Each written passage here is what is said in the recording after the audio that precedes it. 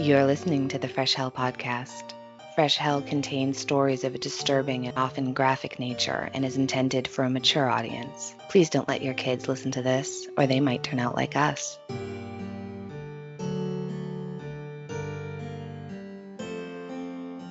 Hi, I'm Annie in the US. And I'm Johanna from Austria, and you are listening to your favorite international podcast. Thank you so much for tuning in, as Annie loves to say, to yet another episode featuring the creepy parts of life. Thank you so much for your messages, your ratings, reviews, your votes for the podcast magazine Hot 50. Please keep going with that one. And in general, for your amazing ongoing support. Thank you so much. And as always, we want to give an extra thank you out to our Patreon members who help make all things possible. We love you so much. We really appreciate you. Our murder tier game night is this Thursday, May 26th, so check the feed for more information. And if you don't know what we're talking about but want to know more, listen till the end of the episode. We'll tell you all about that later. Because right now, we want to get into today's episode. And I'm really excited because Johanna has a case for us today. That's right. It's a German murder case. Maybe even a serial murder case. Let's see. That takes place after World War II. I think we talked a lot about cases from before or shortly after World War I. But I don't think that we have talked a lot about those years that followed the Second Great War. There's also a quick warning. I will be mentioning the murder of a child. Also, this is a cold case, so just heads up for those of you who are not into these things that leave you without any answers. Alright, so this takes place in a very short period of time, in late January, early February of 1947 in Hamburg. And you know how we do it here. First of all, here's a bit of background info about Hamburg, which is located in northern Germany, roughly 180 kilometers or 112 miles south of the Danish border. Now, what do we know, or what can I tell you about Hamburg? From wikivoyage.org, quote, the free and Hanseatic city of Hamburg, so that's the Freie und Hansestadt Hamburg, is Germany's second largest city and at the same time one of Germany's 16 federal states or Bundesländer. Prior to the formation of the modern German state, Hamburg for centuries enjoyed a status as de facto independent city-state and regional power and trade hub in the North Sea, so it's very comparable to Venice in that way. Although situated over 100 kilometers or 62 miles upriver from the North Sea on the Elbe, Hamburg has been one of Europe's most important ports for centuries, as reflected in its full name referencing the Hanseatic League. The city was built upon a number of islands formed by the wide river and its larger and smaller tributaries, and a huge part of its southern half is occupied by the massive port. With a tumultuous history preserved in more than just the ancient name, Hamburg grew to become one of Germany's most affluent cities, today hosting almost 1.8 million inhabitants and forming a metropolitan center for many smaller cities and towns in neighboring federal states. Its riverine location allows it to compete with Amsterdam or Venice with the number of canals, most of which called Fleet or Brook, are actually former small rivers and streams regulated to allow the sprawling city to expand over their banks. And on top of that, Hamburg has more bridges, over 2,300, than Amsterdam, Venice and London combined. Wow. There's plenty to enjoy in Hamburg, both in terms of views, culture and the general high standard of living Hamburg has come to be known for. End quote. Nice.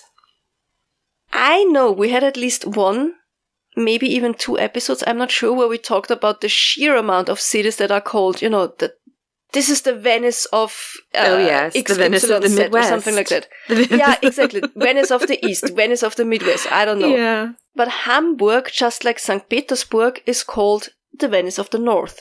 And to this day, Hamburg is a very important trading hub and port. That's why it's called Hansestadt. The Hanseatic League, mentioned in the quote I just read to you, was a medieval trading and defensive union of several important port cities in Northern Europe.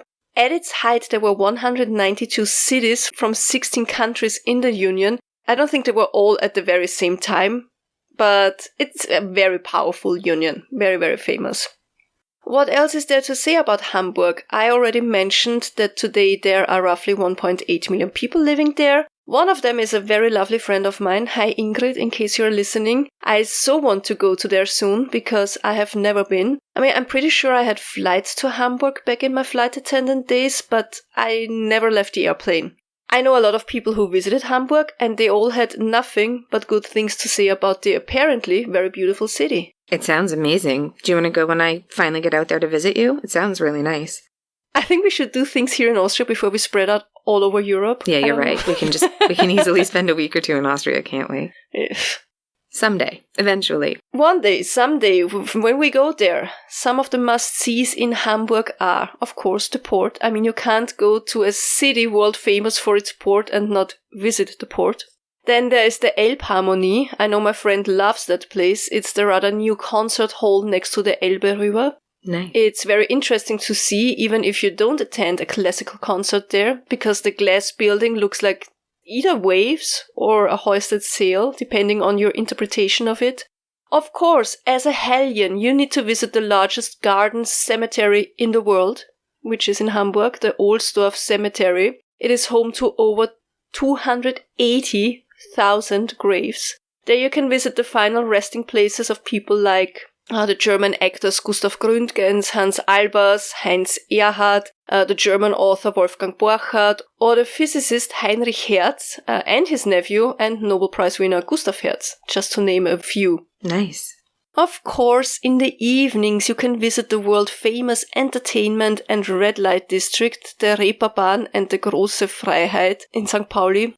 By the way, some of you will know this. The Beatles kind of started out in Hamburg, where they played in different nightclubs between 1960 and 1962. The most famous places where they would play regularly was the Indra, the Star Club, and the Kaiserkeller at the Große Freiheit. That was back when the band consisted of John Lennon, Paul McCartney, George Harrison, Stuart Sutcliffe, and Pete Best. Pre-Ringo. Pre-Ringo, exactly, pre-Ringo. At first, the band had to sleep in a storage room of a tiny, shabby cinema. For shaving and washing, they had to use the cold water from the urinals. Paul McCartney was quoted as, quote, "We lived backstage in the Bambi Kino next to the toilets, and you could always smell them. The room had been an old storeroom, and there were just concrete walls and nothing else. No heat, no wallpaper, not a lick of paint, and 2 sets of bunk beds with not very much covers. Union Jack flags. We were frozen." End quote. Get out of my house, Paul McCartney. Stop being such a stalker. Also interesting, there were 5 people and had 2 sets of bunk beds. You know, on a cold night, it's nice to have somebody to spoon with. They were freezing. Yeah. Still, George Harrison later said that the Reeperbahn in Hamburg was the most exciting thing that they had ever seen, up until that point, of course. Yeah, I'm sure they saw some pretty crazy shit later on in their lives. But yeah, it's pretty fun to imagine, isn't it? Like just 5 young adolescent men in one of the most famous entertainment districts, going on to become the Beatles and yeah, it's cool. But enough of that, because when our case takes place, the Beatles were still kids, a little bit older than toddlers. They must have been 5-6 years old in the streets of Liverpool. So let's go. Let's go to the end of World War II. In July of 1943, during the so-called Operation Gamora, the city was bombed by the Allied forces for over a week, killing 37,000 and wounding 180,000 civilians. Most of the city was destroyed during the air raids. The following are excerpts from an article by Erin Blackmore published in the National Geographic on 22nd of July 2021. Annie, I sent it over to you via email. Would you do me the favor of reading it to us? So, quote, "The bombing of Hamburg foreshadowed the horrors of Hiroshima. Operation Gamora was the first time Allied forces targeted civilians using an innovative technology that rendered German radar all but useless. Paul Peters staggered out of the bunker, driven into the Hamburg street by the increasing heat bomb after bomb had inflicted on his apartment building. As people rushed outside, they were hit with hurricane-force winds, flying sparks, and burning debris. It was 1943, and the attack the Allies codenamed Operation Gamora had transformed an orderly harbor city at the heart of the German war machine into a living hell. Quote, "The firestorm was so strong that hats were torn off heads and whirled through the air like burning fireballs," he later wrote in an eyewitness report. Even little children running around alone were bodily picked up from the ground and thrown through the air, end quote. Though Peters survived the night's air raid, his wife did not. Named after the biblical city God was said to have destroyed with fire and brimstone, Operation Gamora was an 8-day, 7-night bombing campaign designed to level Germany's second-largest city. It marked the beginning of a new phase of World War II, one in which the Allies would begin targeting civilians in a concerted effort to crush German morale and put an end to the war. It was also the first use of an innovative new technology that rendered radar all but useless. The attack marked a shift from precision bombing, which had proven ineffective, to an all-out attack on both targets and the surrounding civilian areas. Targeting civilians was an idea that Allied leaders found distasteful at the beginning of the war. Despite initial losses and Nazi Germany's demoralizing blitz bombing campaign against London in 1940 and 1941, they at first resisted calls to give the Germans a taste of their own medicine. "My dear sir, this is a military and not a civilian war," British Prime Minister Winston Churchill famously told an MP who had called for swift retribution for the Blitz. It was time for a change in tactics and a controversial strategy known as area bombing. The concept was simple. Instead of bombing specific targets, Allied bombers would focus on targets and surrounding civilian areas. With this new strategy, the Allies had decided that their enemy was not just Adolf Hitler or the German military, but German morale. Despite their initial hesitance, Churchill and U.S. President Franklin D. Roosevelt signed on to a new plan to target and destroy German cities. Their reasoning? Perhaps 1 or 2 unprecedented attacks would be enough to end the war. As the Allies began shoring up their ability to bomb a German city, they took lessons from the Blitz that had so shaken Londoners. After noticing that Brits whose homes were struck by bombs were less likely to show up to work, analysts determined that destroying Germany's largest cities and towns would likely cripple Germany's war efforts, and they decided to drop incendiary bombs designed to start fires alongside traditional explosives after seeing how much damage German incendiaries had done in London. Now all the Allies needed was a place to stage the tactic's big debut, and they found it in Hamburg. A major center of both inter-European and international trade, Hamburg was a mainstay of German military might. The U-boats and other ships that made Germany such a dangerous foe at sea were produced there, and its 1.5 million inhabitants made critical contributions to the war effort. The Allied bombing raids killed tens of thousands of Hamburg residents and destroyed more than half of their homes. But they were ultimately ineffective at putting a quick end to World War II, which would continue for another 2 years. The very factors that made the harbor city a prime target made it a treacherous one. Hamburg had been on high alert throughout the war, equipped with massive flak towers packed with anti-aircraft guns and guarded by the most modern radar technology. But Allied strategists had a secret weapon up their sleeve, a new technology codenamed Window. Invented by British scientist Joan Curran, Window was a tactic now known as radar chaff.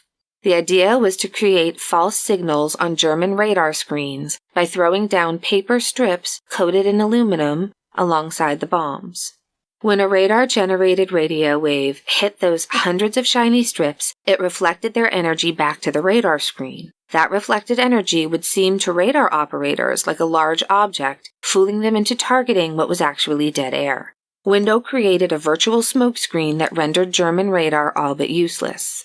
Operation Gamora begins at approximately 1 a.m. on July 24, 1943. The first bombs of Operation Gamora fell. In the days that followed, hundreds of British and American planes flew over Hamburg. British planes focused on night raids while Americans flew by day. As British bombs fell into the city, sheer chaos erupted on the ground. Confused by the chaff, the German Air Force sent pilots on pointless missions, while searchlights scanned the sky aimlessly, and on-the-ground gunners fired seemingly at random. And that was just the first night.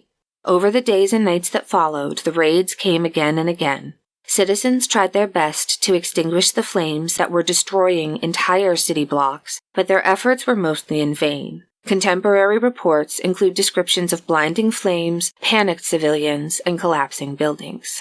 Just as the Allies had planned, a combination of weather and explosives created the perfect fire conditions. Hamburg was in the throes of an unusually dry summer, which turned its wood structures into tinder. The worst night was July 27th, when an unprecedented firestorm overtook the city. Winds reached speeds of 170 miles per hour, and the street temperatures rose to at least 1,400 degrees, enough to melt glass and asphalt. The rapidly rising air fueled an inrush of new oxygen, further fueling the fire. The oxygen was literally sucked out of basements and air raid shelters and replaced with carbon monoxide and smoke, suffocating inhabitants. Civilians scattered, disoriented and terrified, dodging falling buildings and dead bodies as their own clothing burned into their skin.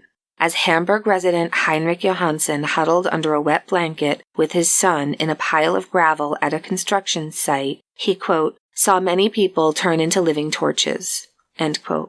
In basements and air raid shelters, bodies simply disintegrated into ash. The shrieking storm sent billows of smoke 20,000 feet high. From above, British pilots reported the smell of burning flesh.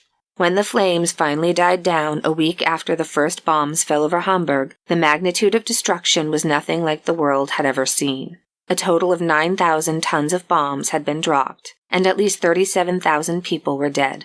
More than 60% of the city's housing was gone. It had been the most destructive battle of the war thus far.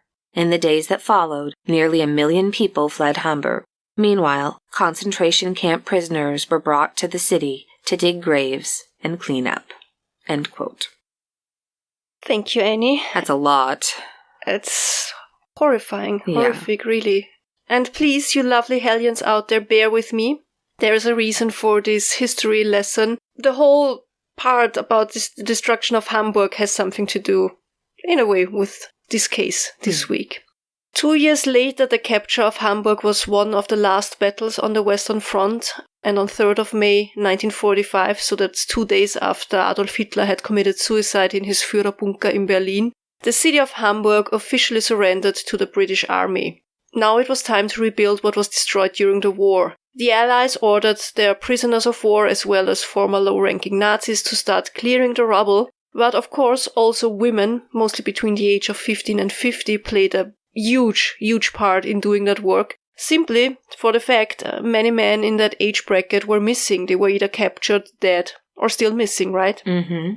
The winter of 1946-1947 would later be known as Hungerwinter, so the Hunger Winter, was the coldest winter of the 20th century in that area. Temperatures would drop to minus 20 degrees Celsius, that's minus 4 degrees Fahrenheit. Now that's already cold for us in our heated and insulated houses. But now imagine a city like Hamburg with over 60% of the houses in ruins and displaced people, refugees, soldiers who came home, and they were all flooding into the city. A lot of the people were living in the ruins, trying to keep warm in basically what's left of a basement. And that's already hard if you have coal or firewood. But in this winter, people found themselves without any means to heat up their living quarters. Electricity and fuel was rationed. Private households would often only have 2 hours of electricity per day. Most of the coal was reserved for the industry. People would roam the ruins for firewood. They would steal coals from freighters and trains, and many people died while doing so. A lot of children. Many people would get arrested for stealing coal. In December of 1946, it's 1,000 people who are arrested for stealing coal. Wow. In February of 1947, it's 17,000 people arrested for stealing coal in the city of Hamburg. It's terrible. Imagine in just 3 months. And the food, there simply was no food. Ration cards only allowed 770 kilocalories per day per person. People sold what they had or they exchanged it for food. I read a couple of eyewitness reports from that winter in Hamburg. One 6-year-old brings home leftover soup from school and he's so happy. He can't believe that he got this food. He was so lucky to bring it home. Nobody else wanted it and he's so proud, and he hands his mom this pot of soup and she opens it and the soup is moving because it's full of maggots. But they still eat it. Another thing I read was so heartbreaking. That was after the Hunger Winter was over in 1948. Kids had an assignment to write about the most beautiful day of your life. And this was printed in a newspaper later. a 10-year-old girl writes, quote, "The most beautiful day was when my brother Friedrich died. Since then I have a coat and shoes and socks and a knitted cardigan." End quote. Jesus, that's dark. Wow. I mean, can you even imagine a 10-year-old's happiest days that her brother died because she's now finally warm? She's finally warm. Wow.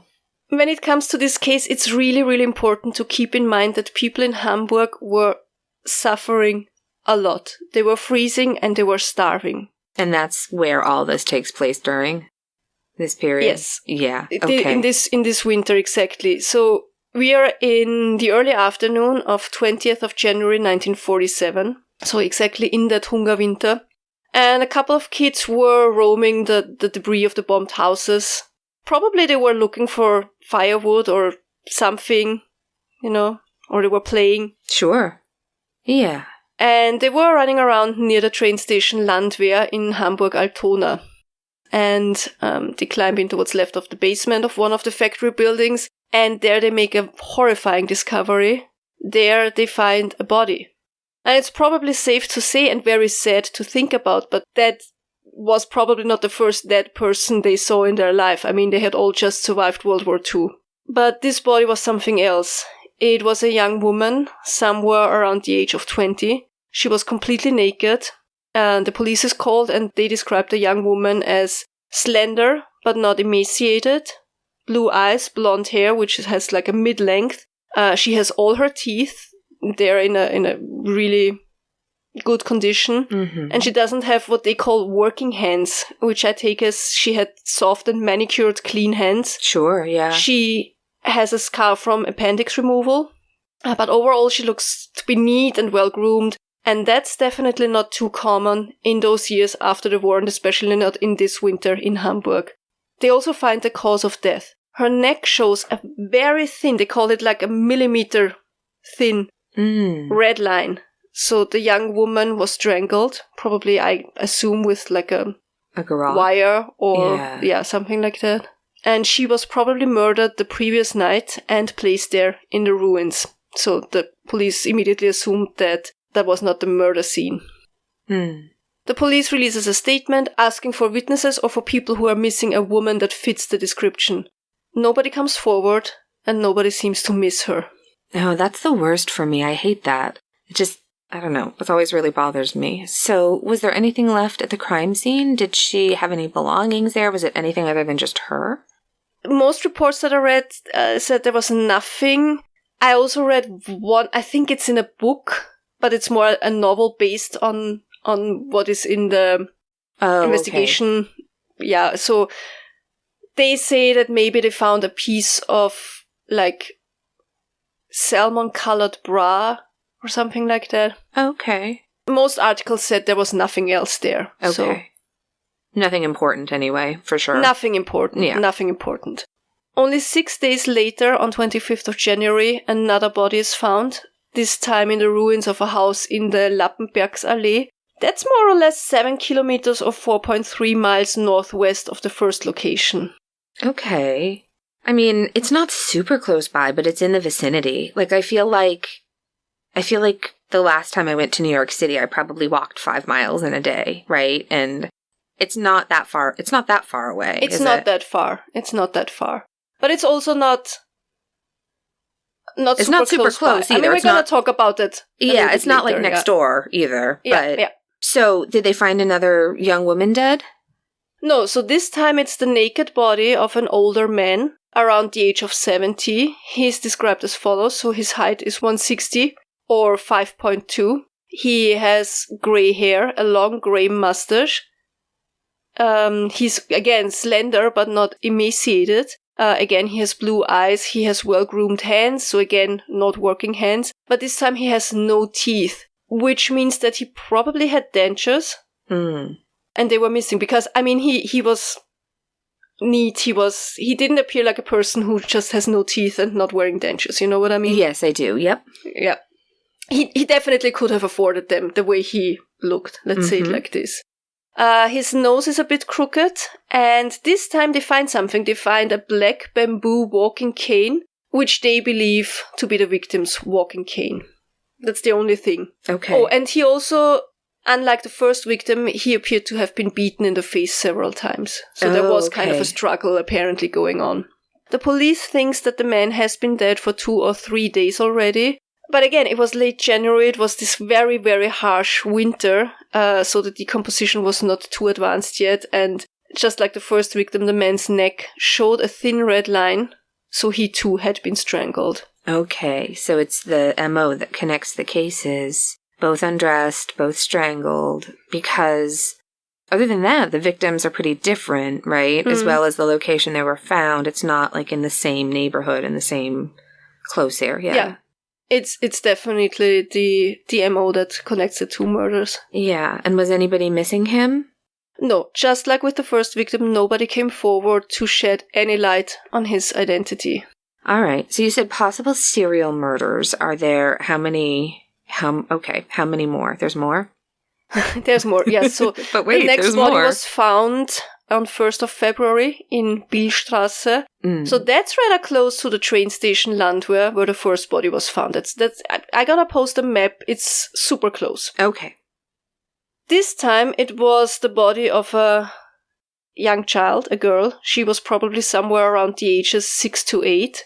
Her body was discovered in what was left of an elevator shaft of a burned-down mattress factory. Again, the victim was completely naked, well-fed, neat. Again, the cause of death was strangulation. And again, nobody seems to miss her. So nobody's missing their child?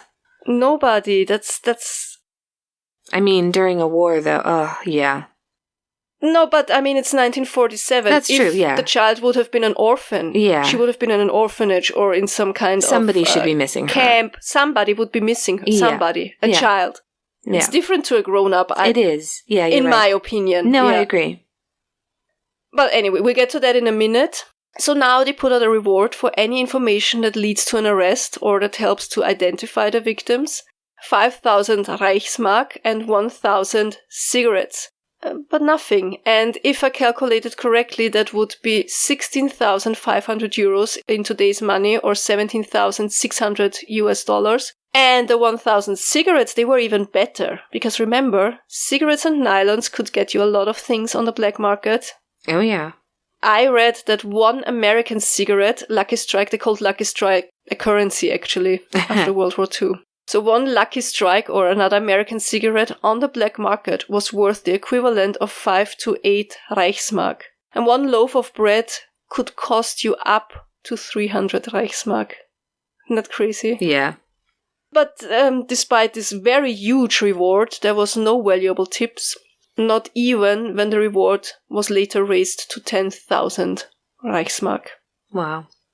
On 12th of February, a fourth and final victim is found in the Ankelmannstrasse. So again, that's close to location 1 and 3. And this time it's the naked body of a woman in her mid-30s. Again, the cause of death is strangulation. Again, the woman appears to be neat, well-groomed hands. Her hair is blonde. Again, mid-length, blue eyes. She is wearing upper dentures and 2 of her molars in her lower jaw. They are gold-crowned. Okay. The murders had now also made international headlines, and so several articles were printed in European, Canadian, and American newspapers, all with more or less the same content, like this one from 13th of February 1947 from the Daily Telegraph, London. Quote, cigarette reward in murder hunt. Believed to be fourth victim of murderer for whom Hamburg police are searching, unclothed body of woman with hands tied, was found yesterday on rubble heap. Hamburg radio stated reward of 1,000 cigarettes and 5,000 marks, so that's 125 pounds apparently, has been offered for information about murderer. End quote. Okay, so her hands were tied. Well, the article says so, and let's circle back to that in a little bit. Okay. And I'm guessing, again, nobody was reported missing who fit this description. Nobody was missing her. Okay. Nobody was missing her. Authorities now warn the people of Hamburg that a murderer is on the loose. They are advised to only walk in the middle of the streets, so not close to the house ruins, so that nobody can jump them or grab them and drag them away. Yeah. Police are also pretty sure that the locations where the bodies had been found were not the scenes of the murder. They had found clear signs of the bodies being dragged in the gravel and rubble. Well, that's all terrifying. Warnings are issued to homeless shelters, train and bus stations, where the refugees and displaced people would come in. And they would tell people not to follow strangers, not to hitch a ride with anybody, and all these kind of things. So they were taking this extremely seriously, and they actually did a great job taking the circumstances. Oh, no, it seems like it, definitely. And so that fourth victim, the young woman, she was the last victim they found? Yes. So no other victims connected to the Rubble murders was found. So serial killer is probably not the correct term, though, because, well, the murders didn't take time over a period of at least a month, and because the significant cool-down phase seems to be missing, right? Right. Would it be a spree killer or a mass killer? Spree killer, maybe. We don't know because we don't... Well, let's see what we know. You'll tell me. Yeah. I'm getting ahead of it all. So let's talk about the theories on who the victims were in a minute. But first, the police tried several things to find leads in the case. And they were really smart about that. I mean, and you should never forget that they were post-war. Most high-ranking officers in the police had been arrested because they were, or fired because they were in the Nazi party. Right. I mean, it is what it is. So they were missing a lot of staff. Sure. But they had some really great ideas. So what they did is, first of all, they did show the dentures of victim 4 to different dentists in the city. They checked to see which ration cards had not been used lately. Right. Okay. But, I mean, you also have to say that people were stealing other people's ration cards as well, so... Of course, yeah. If they had them with them, if they had any, and if they had them with them, somebody would probably try to use them in a way or another. When I met my late husband's grandma for the first time, she had this shoebox of mementos from the war. And she was so proud to show me her ration book. She was in England, and so proud to show me how she never used all of her rations because she didn't want to take away from people that needed it more. And I really regret it because at the time, she was like, you should take all this. And I was like, I don't want to take your things. And then she passed away, and I think they ended up just gone. So now I wish I had taken them, but... Yeah. So, no luck with rations. No luck with rations. They also checked the black markets. They checked the pawn shops for clothes or any other items that could have belonged to the victims. I mean, of course, the problem was they didn't know who the victims were or what they had worn or what kind of belongings they had, right? So they could just take guesses. As I said, the victims appeared to have been comparatively well off. They were well fed. So they hadn't just come from a refugee camp. Their hands were soft and manicured, so they hadn't been doing any hard work lately. The most likely theory was that these 4 people were actually 4 members of a family, because police also noted that they were all rather on the smaller side, height-wise. Yes. They all had blue eyes. The facial features kind of made sense. Okay. It made sense that it could have been a family, so that was the kind of theory they went with. No, I wondered that when you mentioned, because the gentleman that was found was on the more petite side, so yeah. So, and then they kind of theorized, right, that the murderer maybe was the 5th and last member of the family, or some other person, a stranger, or someone known to the family. Of course, there was no DNA testing, so this theory could not be proven.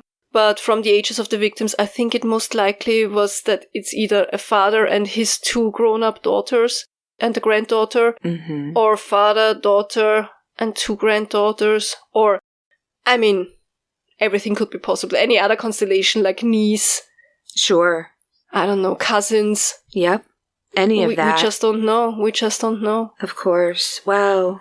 The police found it likely that the group had just come, to Hamburg. So there are different possibilities. Either they were displaced people from the east. There were tens and tens of thousands who had come to Hamburg. So it actually makes sense that nobody was reporting them missing if they had just arrived and if they were the members of a family or at least a group of people who were somehow connected. That also explains why not even the child was reported missing. Because who would report them missing if these are the only people that of course were in contact with each other. Of course. Oh, God, like refugees don't have enough trying to end them. Now there's somebody trying to murder them. I think what speaks against them being refugees or displaced people is they looked too well off. They were not starved. Yeah. Of course, there were also people who still had valuables, but at that time in Hamburg, it was just really, really rough. And if they would have been there already for a longer time or been on their way for a longer time, I mean, that would have been something. Yeah.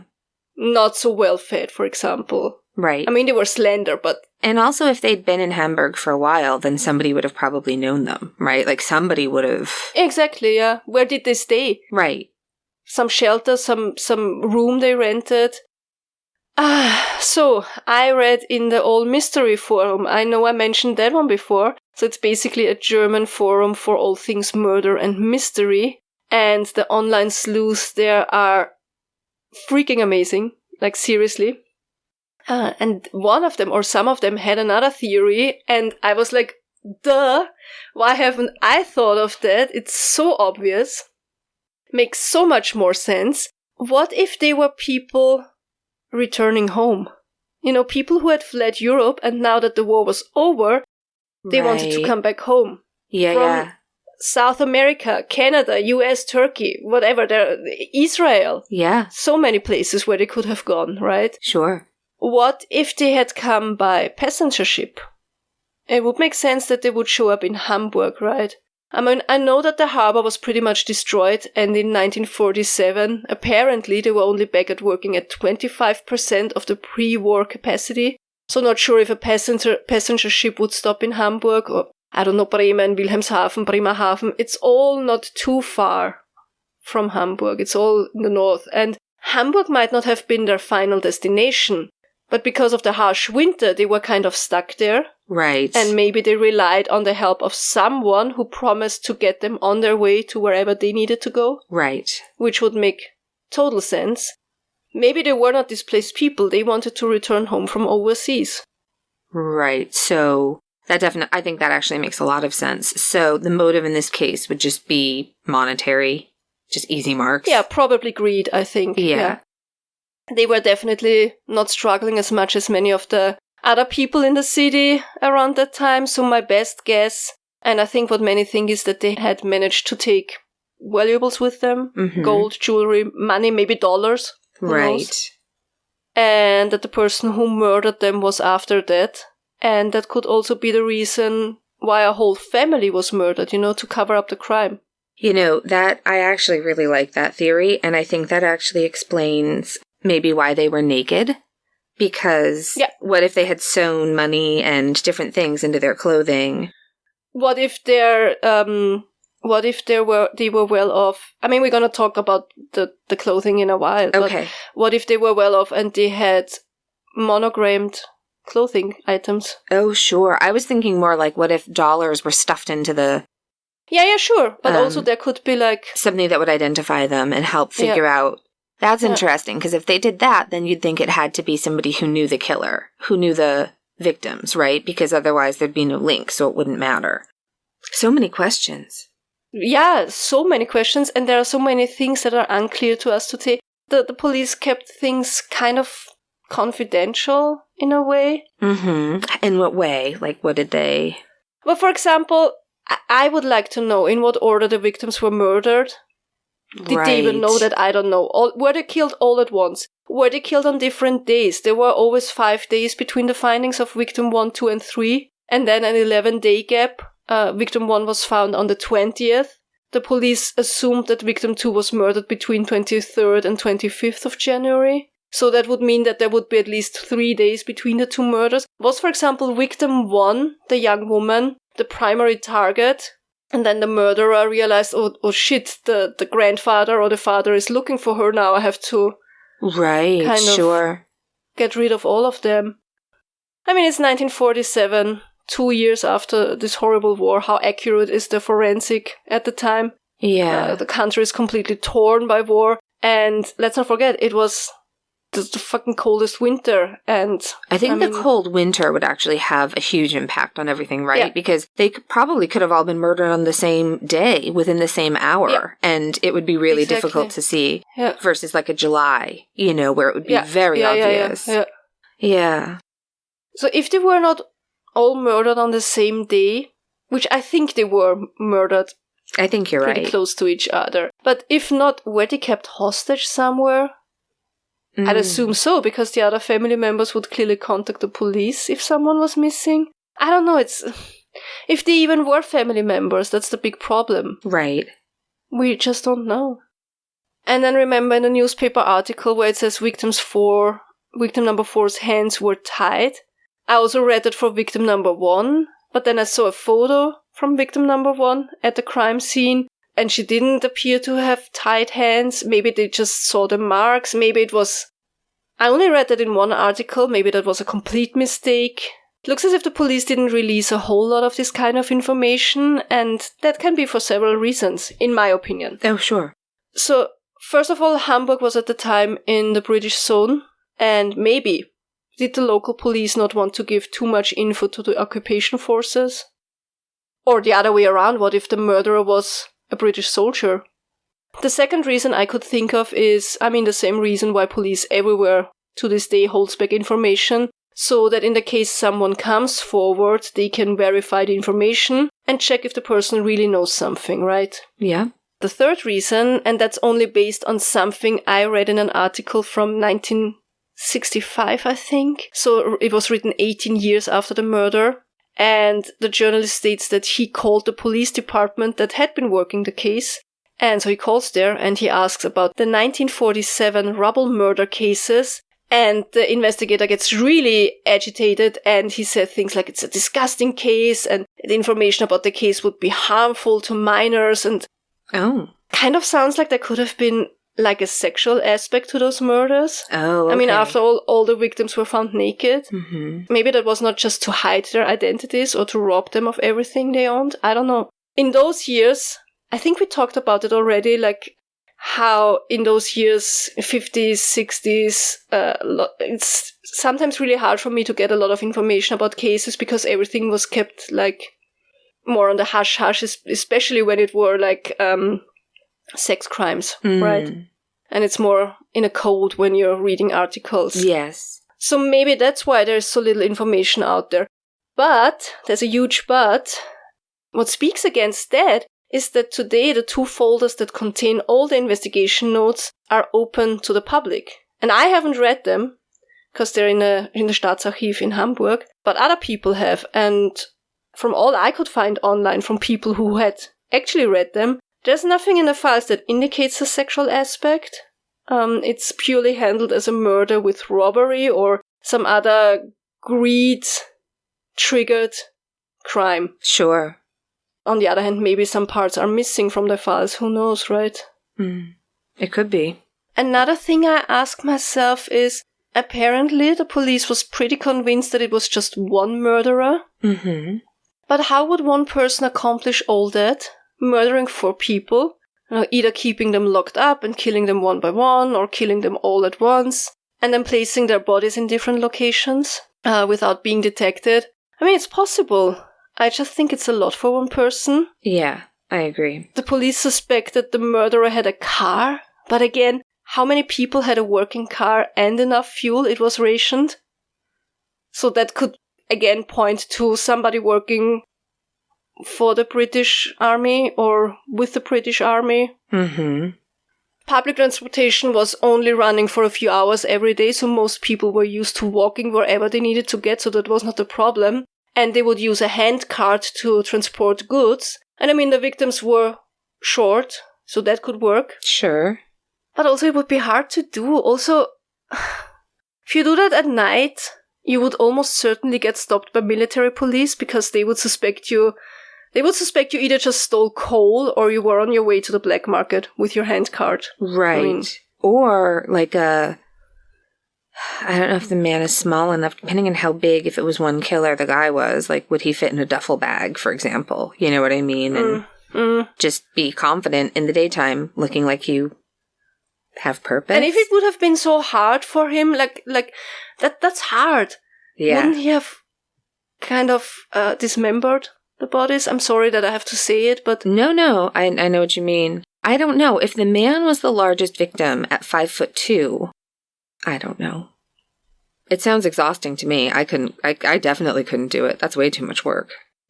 Do we know why they were left out? Are there any, why they were left out on Rubble? Was there a reason for that? That's interesting. I think he must have expected them to be found very quickly because, as I said, people at the time were, roaming through the ruins, trying to find things to burn, trying to find whatever. And it's not like he was hiding them very well. Right. I think it was just the easiest way to get rid of them without being seen. I think because it was this horrible winter, the ground was frozen solid. Right. The Elbe River was frozen solid. He couldn't have just thrown them into the water. Yeah. So I think that's the reason why they were left there. That makes sense. Okay, but there was a huge reward, even cigarettes. Nobody came in with a tip? Nothing? There was no information given? Well, okay, so the police had actually released photos of the 4 victims with descriptions, and a landlady had come forward saying that she thought the old man might be one of her tenants, but it was not. Her tenant had been missing for, I think, 2 weeks, but he showed up again. He was alive and well. He was just with family and he got sick, and that's the delay. Okay. Yeah. So, all right, and no suspects. Well, for a while, the police thought that the murders showed similarities to the crimes of Rudolf Pleil. Pleil was a German serial killer who killed between 10 and 25 women in those years following the war. And I don't want to go into too much details because I think that Rudolf Pleil will maybe get his own episode. But let's just say that the investigators took him to Hamburg, to the locations where the victims had been found. And at first he confessed to the murders, but he was found to be not the murderer of those 4 people. Because apparently he usually always knew all the details of the locations of the crimes and the murder scenes. And in these cases he knew absolutely nothing, nothing. Okay. And in the end he simply stated, well, I can't be responsible for everything.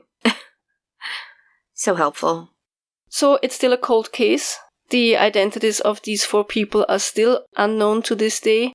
One of the old mystery sleuths really took the time, and he called the Ohlsdorf Cemetery because he kind of had the idea that the 4 victims might have been buried there. And he was right. They found the entry in their records. The funerals took place on 25th of March 1947, but the graves don't exist anymore today. That's such a funny thing to me. I know this came up when we did the Clara Rathbone case, but the whole thing about how if a cemetery plot isn't visited for a certain number of years, it just gets replaced. I mean, I know that you turn into dust after 100 years, so... It's actually not that it's not visited for a certain number of years. It's mostly here you rent the gravesite for 25 years. Okay. And as long as there are still people here who, renew the contract and pay again, that's as long as your grave is then going to be kept. Okay. Yeah, so I think the theory that they had come from overseas or any other country really where they had fled to before or during the war, now they wanted to return home makes the most sense. Mm-hmm. That's also why nobody was missing them. And it also explains the clothes been missing. I don't think there was a sexual aspect to it. I think, for one, if they had come from another country, then the clothes were most likely purchased there. And there would have been a way to find out. Sure. And that would give the investigators a lead. And also, at a time where a 10-year-old is happy her brother died because now she has clothes to keep her warm. Oh, it's awful. You would just really take everything you could get and use it or sell it. You can sell clothes. Yeah. Of course, yeah. Another theory I read could make also sense. What if the family had returned and maybe they had a house here or whatever property, and they came back and they saw someone else living there because during the Third Reich, a lot of properties were taken from, they called back then undesired people, Jewish people, for example, and given to what they considered to be Aryan people. So the family returns, they want to claim what is rightfully theirs, but the new owners, quote unquote, they don't want to give it up. That actually seems very plausible. And if it were a group of people like that who had maybe moved into their house or where they lived, that could also explain how they kept that many people under control. And yeah. Wow. What a sad case. Extremely. And I find it so sad that, nobody knows who they were. Their identity. Yeah. It's like the whole thing with Lady of the Dunes. It's just so sad when... Yeah. You just hope that someone would miss you if you went missing. Yeah. Right. Right? That was great. Thank you. Something good. From the very, very sad to something good. Do you have something? I do. It's been a little intense lately, partly because I have family coming to visit for the first time since the pandemic started, so that is incredibly exciting to me. This is the longest I've ever gone without seeing my nephew, so I can't wait. And I finally have been converting, so we had a room in our house, and when we moved into it, we just shoved a bunch of boxes in there, because we were like, we're going to do something with that room, but we weren't really sure what we were going to do, and so 8 years later, here we are, still with a room full of boxes that nobody can even get into. And so we're finally organizing, and I'm now broke because we bought new rugs and curtains and mattresses, and I've just been doing like a dozen home decorating projects that have been on my list since we moved in. But then, like, the pandemic hit, and I know a lot of people had like loads of extra time, but that was not the case for us. So we definitely did not bother doing any DIY stuff when COVID hit. Nobody was coming to visit. Nobody was going to see it. So that room full of boxes just got worse. But it's finally getting sorted. So it's been really frantic. It looks like a bomb went off still. People have been coming in to give me support and help me organize. So I'm just really grateful for my friends helping and family and finally getting this project done. I think it's going to feel good. I think it's going to kind of get me a little bit. It's going to feel so good. Yeah. And it's going to look great. I love the green color you chose. I'm and I can't really wait happy to see the photos when it's finished. I'm so happy with the color. Yeah. I'm going to take lots of pictures. Paul just hung up the new. We just got, it's not expensive, but we just got like the, it's like wire shelving closet system kind of thing. So there's now a lot of storage in the closet in that room, which we desperately need. So I'm really excited because I'm going to have a place to just put sheets and towels. You know, like, woohoo. It's little things when you live in a very old house. I have no linen cabinets. I have no, so yeah. How about you? My something good might be a little bit weird. But it's this Instagram account I've been following since December. Hear me out. It's really weird, but it's something good for me. Okay. It's this German couple, very young couple, and they are super upbeat and always super optimistic, and they have such a nice, calm way of talking, and everything gets them excited. So they're awesome. And they bought a house in Sweden last year, and they renovated it, and they just show stories from their life in Sweden, and it's so tranquil and easy and simple. And then they left Sweden like a couple of days before Christmas, I think. And today is the day they finally returned. And I'm like, yes, I want to see more videos of your house in Sweden. Please, you need to give it to me because it just makes me so calm. Yeah. So it's just nice. It's just really nice. I love it. That's my something good. You'll have to share it so that we can all start stalking them together. Everything is in German, but their account is Jesse and Marcus Diaries. I'm gonna post a link. I find them amazing. And she now planted all these seeds, and she's trying to make, they have a huge property. I mean, it's Sweden, and she wants to turn this all into a beautiful garden. I'm like, yes, I also want to turn my garden into a beautiful, let's do this together. Oh, my garden. Yeah. That's awesome. I love that. So that's my something good. That's amazing. If you enjoyed this episode or any of our other episodes have brought you some level of peace or rage, whatever your jam is, if you enjoyed us, we would so appreciate it if you would leave us a rating or a review, especially on iTunes. We're getting closer to my goal of 1,000 US reviews. We're so appreciative for every single one of them. We really appreciate it.